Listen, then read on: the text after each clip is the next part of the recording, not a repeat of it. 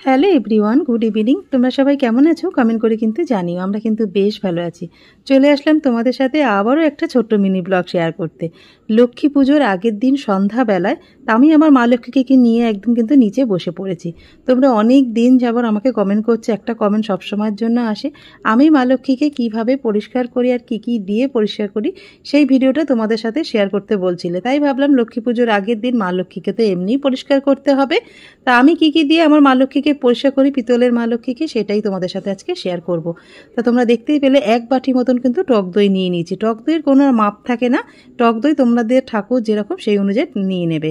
টক দইটা নিয়ে আমি পুরো গায়ে কিন্তু মা লক্ষ্মীর মাখিয়ে দিয়ে আমি 10-15 মিনিট মতো রেখে দিয়েছিলাম। হাতে যদি তোমাদের সময় থাকে একটু বেশি রেখে দেবে, দেখবে খুব সুন্দর পরিষ্কার হয়ে যাবে। টক দইটা দেওয়ার পরে তারপরে দেখো আমি একটা প্যাক রেডি করে নিলাম। তোমরা দেখতেই পেলে আমি কিন্তু মাটি নিয়ে নিয়েছি। এটা কিন্তু যে সে মাটি না, এটা হচ্ছে গঙ্গা মাটি।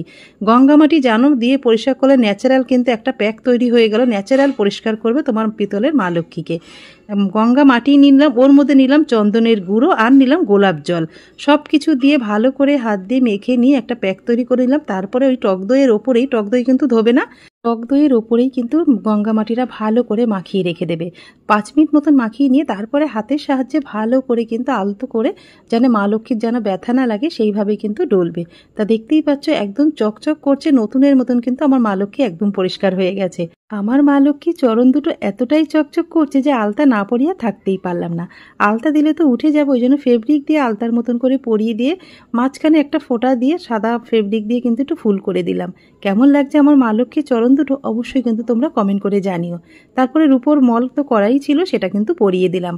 তা দেখো আমার মা লক্ষ্মী কতটা ঝকঝকে আর কতটা পরিষ্কার হয়ে গেছে একদম, তোমরা দেখেই বুঝতে পারছো। মিনি ব্লগটা কেমন লাগলো কমেন্ট করে জানিও। ভালো লেগে থাকলে লাইক কমেন্ট শেয়ার করো।